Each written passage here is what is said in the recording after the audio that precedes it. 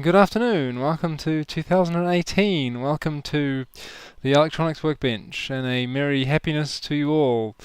Welcome back to the little corner of broken electronicery. Yeah, anyway, so what have we got here for the new year? A cell phone charger of sorts. This one here specifically is an STA-U34AR. This is my old cell phone charger. It's probably about 9 years old actually, and it maybe doesn't look like one, but that's because it's had some modifications over the years. Namely the fact that I stood on it a few years ago and broke the mains plug part of the case off completely and destroyed it. So I had to put it inside a little project box. I wired on a separate plug and cord. Obviously, this is from a figure 8 lead from an old portable radio, and an old 1980s era plug without the plastic insulation things on the pins, so don't slide a knife in the side of it or you'll get in a shock. But fortunately there aren't any 3-year-olds crawling around in my house, so it doesn't really make a difference. The thing works, it's perfectly fine as a plug, so I'll use it anyway. I'm not silly enough to shove a knife down the side. So the story with this charger, I received it along with the cell phone, the LG cell phone it came with, from my uncle who gave it to me a few years ago, after he upgraded, and the phone didn't work because it had a broken USB jack on it. I replaced the USB socket and the thing worked fine. I used it for a couple of years until I upgraded to a new phone, but I kept the charger because it was the only one I had at the time, and I still was using it, but recently when I plugged my phone into it, it just wouldn't charge, nothing happened at all, so I'm not entirely sure what's gone wrong with it. I never noticed any funny smells or any exploding noises, so I don't know if it's blown up or not. I suspect not, but then again, being such a low-powered device, if it did go pop, I probably wouldn't have heard it anyway. So who knows? Could be the filtering capacitors have dried out and the thing just isn't putting out enough voltage. I mean, it could be failing under load, could be going to like 2 volts and then, nothing's going to happen. Could be a shorted output diode, could be a bunch of things. Who knows? We don't know. Anyway, I don't know. I haven't looked at it yet. So this video, I'm just going to pull this thing open again. Have a look inside and see if I can figure out what's wrong with it. And if I can, hopefully I'll be able to fix it and keep using it again. Because I quite like the fact this is a low power charger. It's a 700 milliamp one, and the other charger I've got is a 2 amp one. And I don't really like using the 2 amp one all the time because charging your battery at a high current obviously decreases the life. So I find it quite nice if I'm just doing a charge, like overnight or something. I'll use this one because it has a slow charge, and I'll use the 2 amp charger if I'm wanting to charge and watch videos or something on the phone at the same time. So, it uses more power and the battery isn't going to charge as quickly, and it's not going to be too much of an issue. Anyway, so yeah.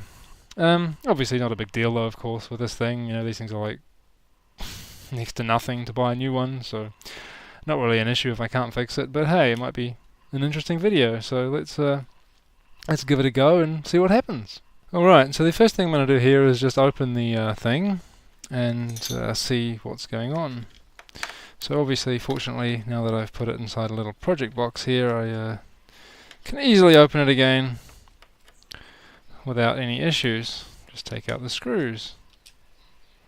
And you can see my hilariously bodgy implementation of PCB mounting standoffs when I open the lid.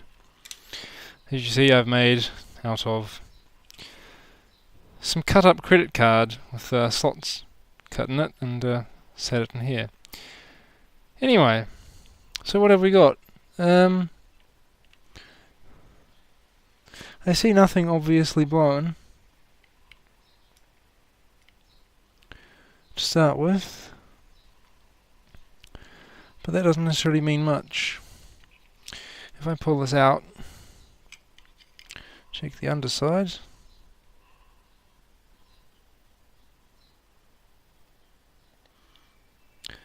Nothing looks specifically bad in here.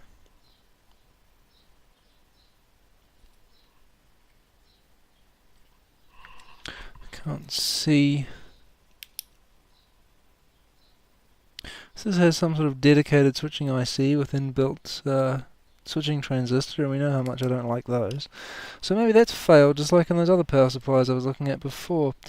Yeah, everything looks pretty good, to be honest. I can't see any obvious signs of damage. That glue on there doesn't look particularly nice, but it's not really on anything important, so I wouldn't say that's the cause of any problem. So I guess at this point what I'll do is I'll hook up my multimeter to the output, and we'll just see if anything's coming out the output at all. See if this thing's doing anything whatsoever, or if it's completely dead. But I mean, nothing's burnt up, nothing's blowing, so it's yeah,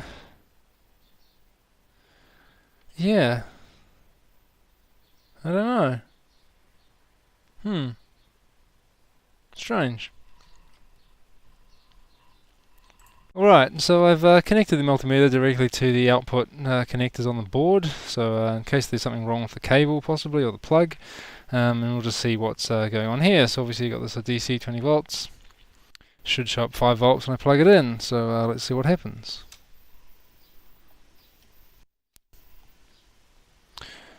Okay, we actually do get 5.1 volts. Well, that's interesting. So obviously I've got my probes around the wrong way, but that doesn't matter. The point is that it does seem to be working. So what's the problem here?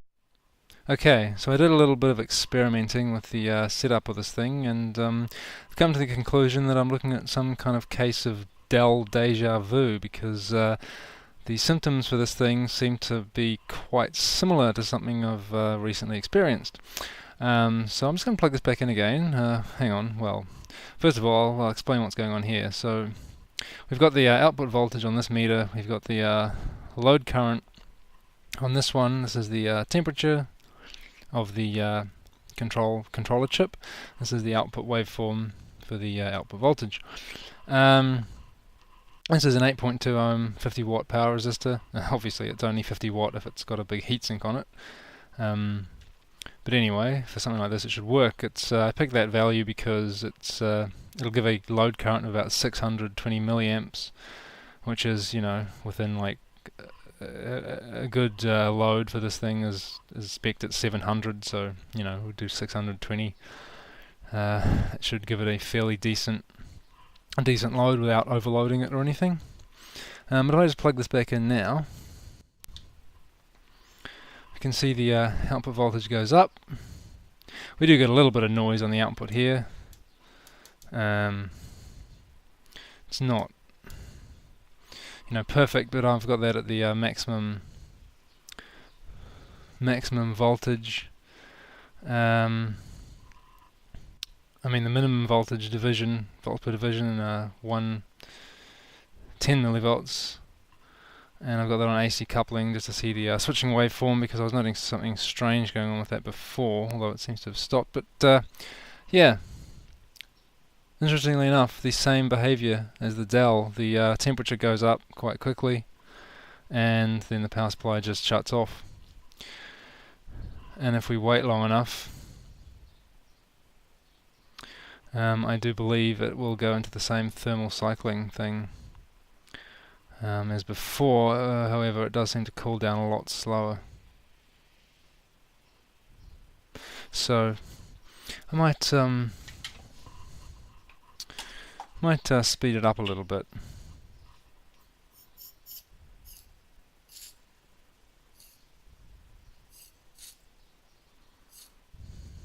Cool it down a bit. Can we get it to reset? No. It's not resetting, but if I disconnect the power, and then we plug it back in again, goes straight back up to 5 volts. Current's going fine, but you see the voltage, the temperature rapidly increases, and then goes off again. So yeah, interesting behavior. So this chip does have a Power Integrations logo on it, just like the previous one and the Dell monitor that I was looking at that seemed to be overheating. However, this is a completely different chip. It's a, what was it? This one is it's an SC1098DG. I don't know. I can't find anything much about that online. There's one post on the Power Integrations forum from a Chinese power supply designer who's asking about voltage tolerances and claiming that some batch of chips were out of spec, but there's no data sheet, there's no information. I do suspect this is probably just a relabeled chip from some other line that they've for some reason relabeled and sold to maybe China or something, and they've just used a different model number for whatever reason. Maybe the Chinese company requested that, or maybe Power Integrations wanted to pretend it was a different chip. Who knows? Anyway, I'm not sure what the thing is, but the model number definitely and the logo definitely trace back to Power Integrations, so they've got something to do with it. It's probably like a rebranded TNY something, but this one does seem to be overheating and then just latching off. It doesn't seem to be able to restart when it cools back down again. You have to sort of disconnect the power and then repower it for it to do anything. So yeah, I'm not entirely sure what's going on here, but again, it hasn't blown up at all, so I don't think it's a failure in the circuitry. I think possibly the IC has just gone faulty, like the one in the Dell monitor. So I did manage to find some of these for sale on UT Source, which is a website that sells some ICs and other things. So you know, I've bought from them before and haven't had a problem, but who knows? So they were only $5 for 10 of them. So I thought, well, let's just give it a try for a laugh. So I've ordered some of those, and we'll see what happens. I mean, I don't know if that's gonna fix it or not, but like I said, it is strangely familiar of the previous fault with the Dell monitor, and it is the very similar kind of 7-pin chip with the integrated MOSFET and everything. So looks like it might be the same kind of failure. Whatever failed in that one, it might be the same as this. So this video will probably skip ahead a couple of weeks when I get those ICs, and we'll put a new one in and see if that fixes the problem.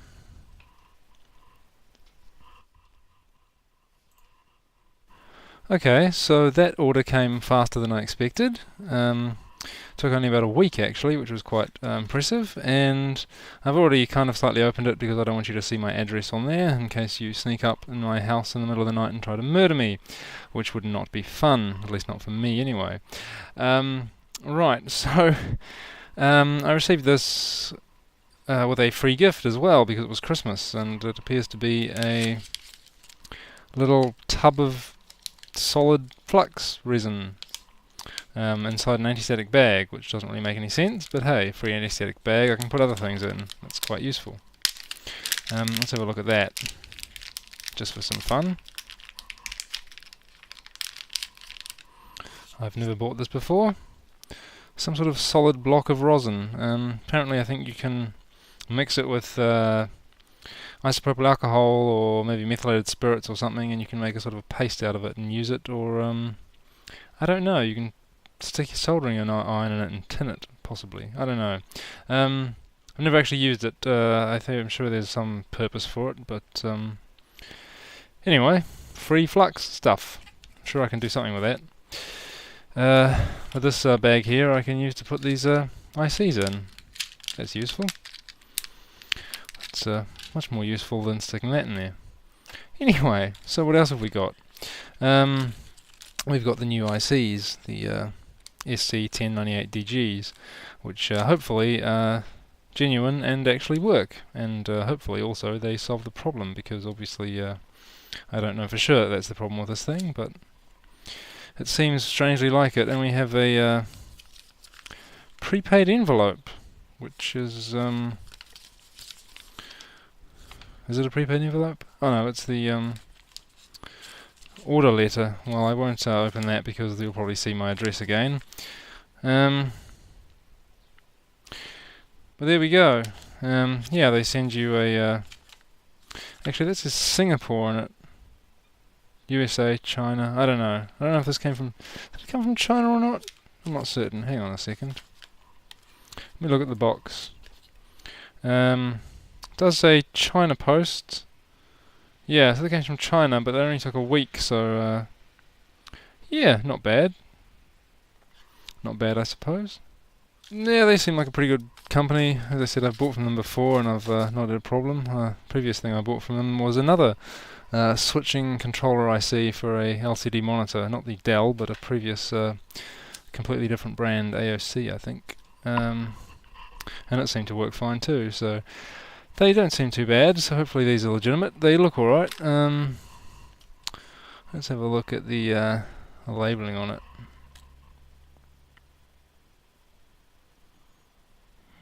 Hard to say. I think I need to take it out of the packet first. So let's open these. Let's take one out. Alright, and I think I need some tweezers for this. I will anyway when I go to solder it in, but there we go. Obviously you won't be able to see the number on that, but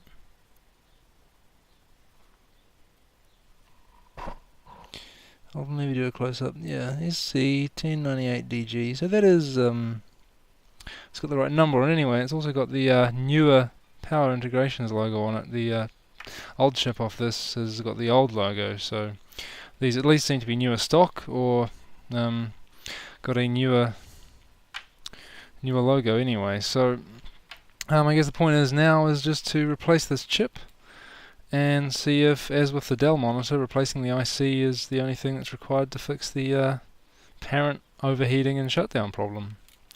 And we'll see what happens.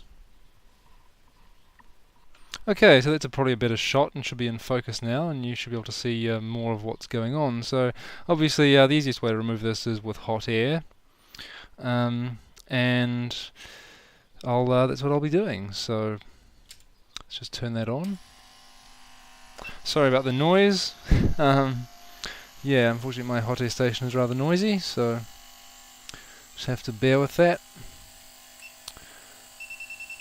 But put this on about 350 should do it.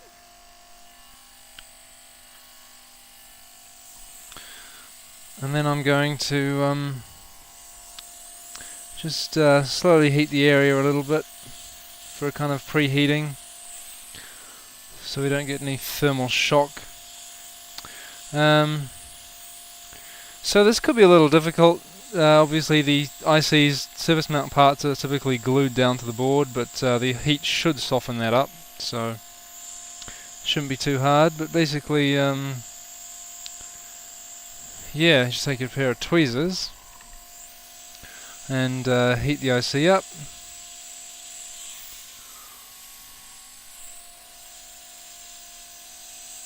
And at some point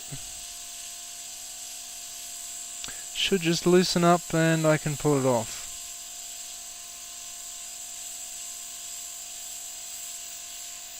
You got to be careful too with this phenolic board as well.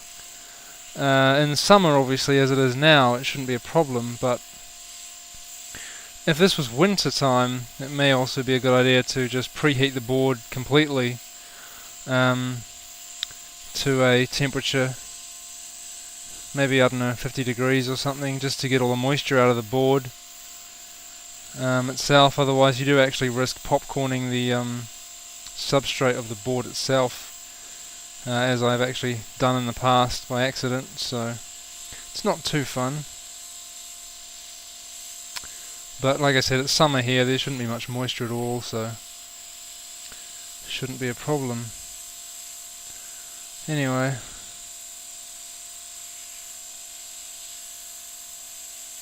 I might need some more heat on this. Let's try turning it up a little bit. Let's go with 450. Remember, the heat coming out of this is, the temperature sensor's inside the handle, so it may be sensing the temperature lower than the actual. There we go. And you can see those two brown dots of the old glue underneath, so you can probably remove that, scrape that off with a knife if it's in the way of anything. But there we go, nice and clean. So then the next part of that is to clean up these pads, because these have all got old solder on them and they're raised up, and if I try and there's no flux or anything, so if I try to put the new IC on there, it'll be very tricky and messy. So I got to get my soldering iron out and some solder wick and just clean up flatten all those pads down so everything's nice and clean.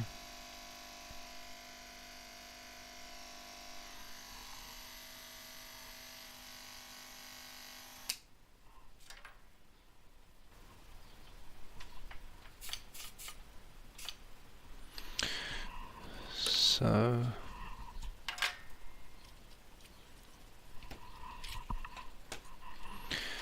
the easiest way to do that will be to add a little bit more solder.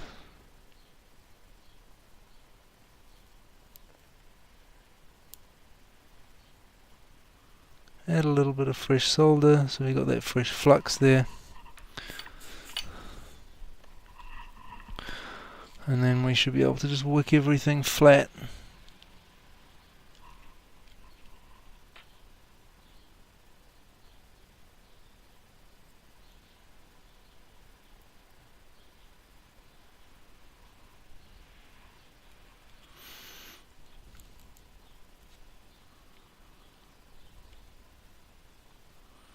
Whoops, hopefully this is not going out of focus too much. There we go, I don't have to worry about that because it's not actually a pin pad, that's just a exposed thing for heat sinking, I think, or something, or extra current capability. Anyway, so there we go, just wick the extra solder off like that.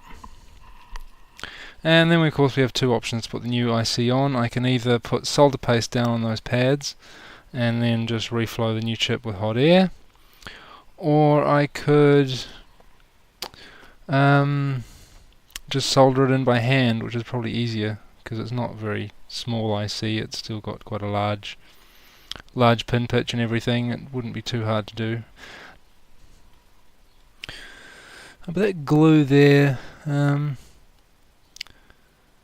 yeah, I don't think that'll really get in the way of anything. I think I'll just leave it there. Should be fine.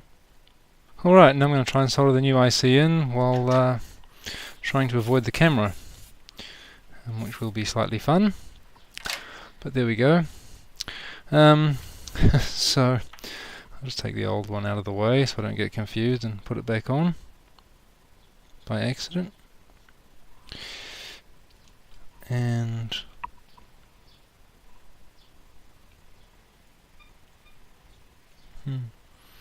take the new one, just situate it on there, and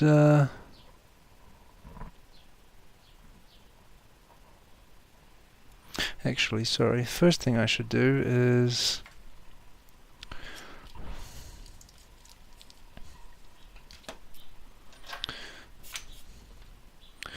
lightly turn one corner. Okay, that's not lightly, but that'll do.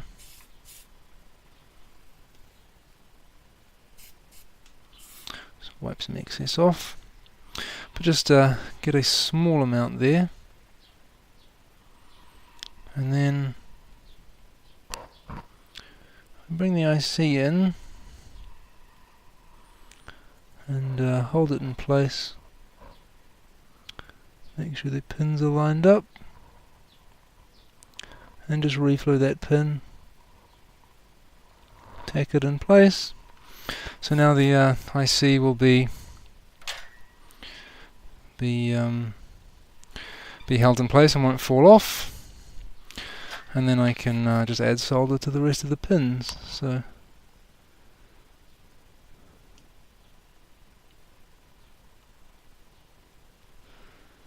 take your nice fine pitch solder, and this is 0.5 millimeters, I think.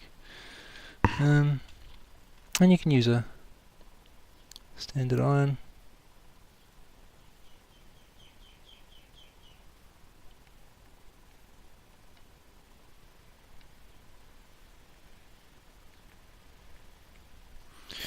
Doesn't have to be perfect, you can flood it a little bit and then just wipe it off afterwards. Though I might have to use the wick for that one.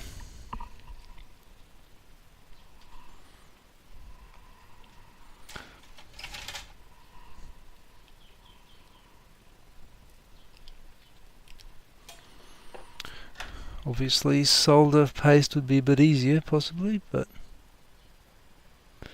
you know, this works. And there we go. I'll just make sure those ones are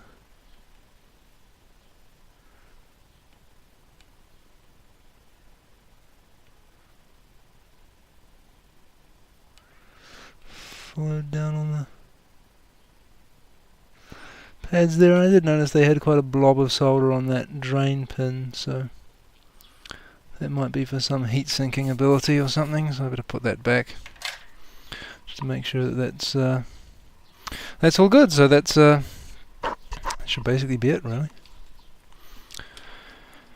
And I'll just inspect that to make sure I've got no shorted pins or unsoldered pads, but it looks good to me from what I can see here. So just have a quick look at that.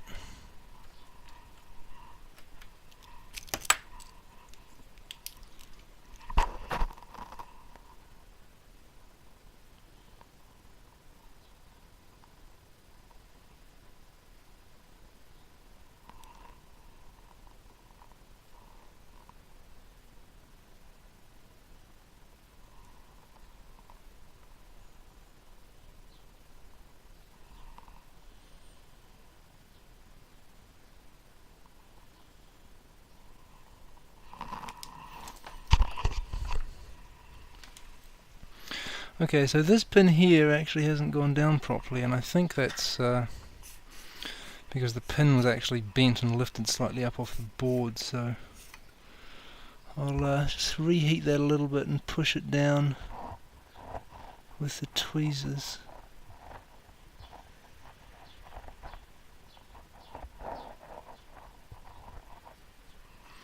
Just to make sure it's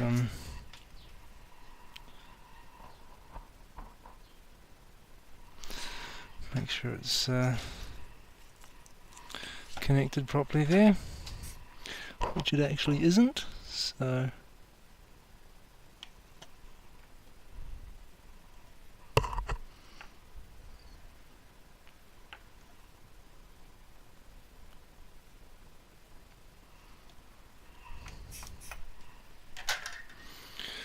there we go. Okay, so now I've got a giant blob here, but that doesn't matter because that track is the same track anyway, so there's no risk of getting anything shorted there. I mean, that pin connects to this track anyway, so just like on this other side, that's all just one track, so it doesn't matter if that's there. Yeah, so that should be fine. I just clean the flux off. We don't want to, obviously, because this is a mains area, we don't want to leave flux there. It can, when we have pins that close together, the clearance can be an issue, and if there's extra flux, it can actually start arcing, potentially. I have had that happen before, so for something like this, it is worthwhile to actually clean the old flux off. It's not necessarily going to be a problem, but, you know, just in case, it's better to do it. not leave too much flux on there. So I'll just do that, and then we'll plug it in and test it and see if this has fixed the problem. Okay, so time to power it up, and obviously I got my safety glasses on just in case it does explode in a shower of flame. Okay, I got my 8.2 ohm power resistor here, which should give us about 620 milliamps, which is a decent load for this thing, which is rated at 700.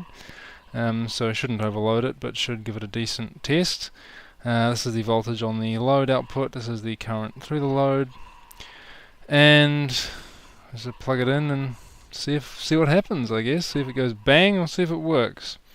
Who knows? Well, it's not going bang, so that's a good start. We're getting 590 milliamps, 5.1 volts. Let's see if it runs for longer than, I don't know, 10 seconds, whatever it was before. It didn't seem to last very long previously. It would just overload and die, overheat and die, I should say. There we go. Nothing's catching on fire, so that's a good start. And voltage seems to be stable. Maybe I will hook up my oscilloscope to this actually, and just see what the output looks like.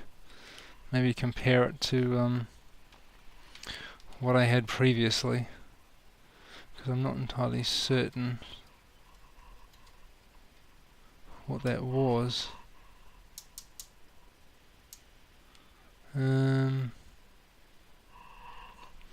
Well, it's still going.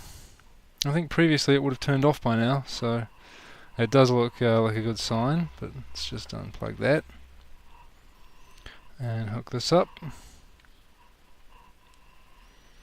and I'll try to get this hooked on the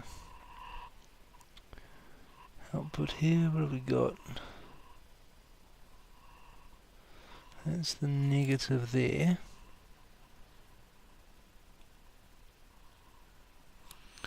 Obviously this is not a very good probing technique with the big fat ground lead in the way and everything, but you know.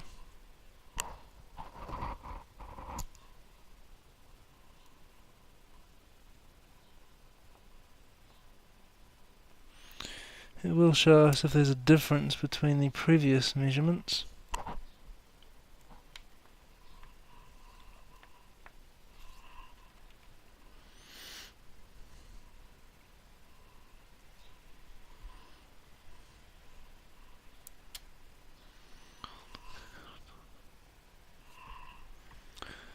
That looks good.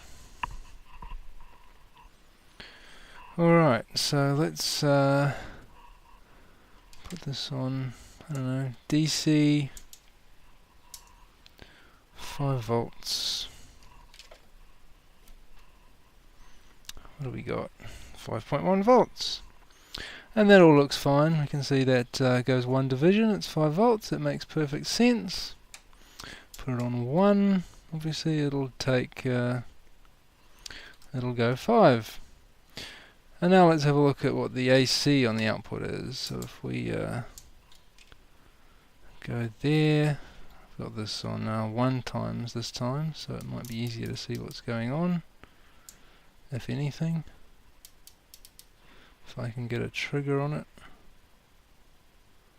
There we go, got some sort of switching waveform there.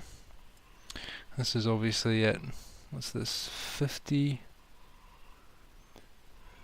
millivolts in division.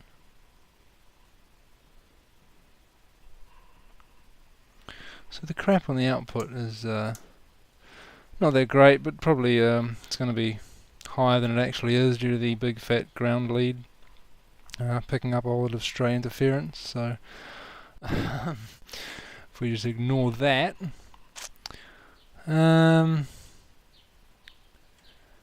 it should be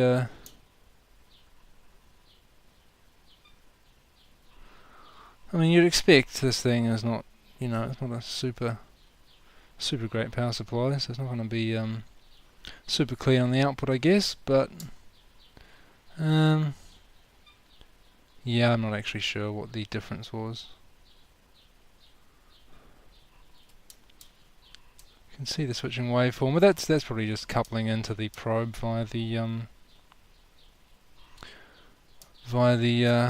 ground thing. We can try switching that to 10 times. Going back down, right down to this bit, and see what we get. Same waveform. It does actually look a bit more stable though than the previous test, because it's not sort of jittering up and down. It was sort of wobbling up and down a lot more than it is now. It is relatively stable, and I think, yeah, again, if I had the probe hooked up properly, I don't think we'd get this interference. It would look probably a lot more stable. There wouldn't be that much ripple or anything. So yeah, but I mean, it's still going.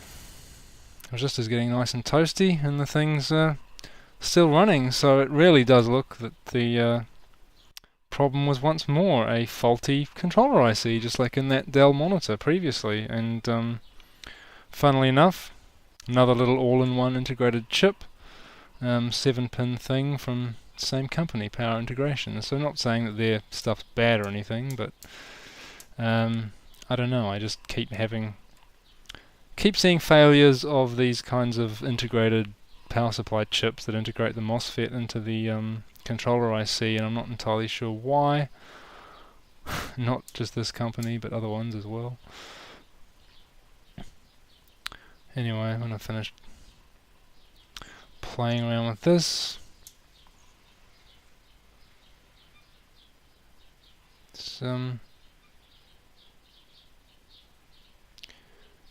Yeah.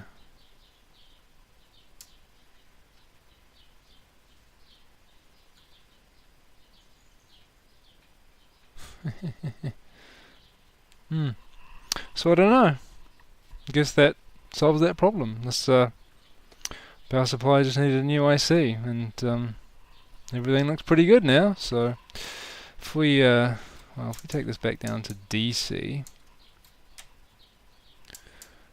I mean, yeah, it's pretty much perfectly stable. There's hardly any, there's no wobble, there's no funny stuff going on, so yeah.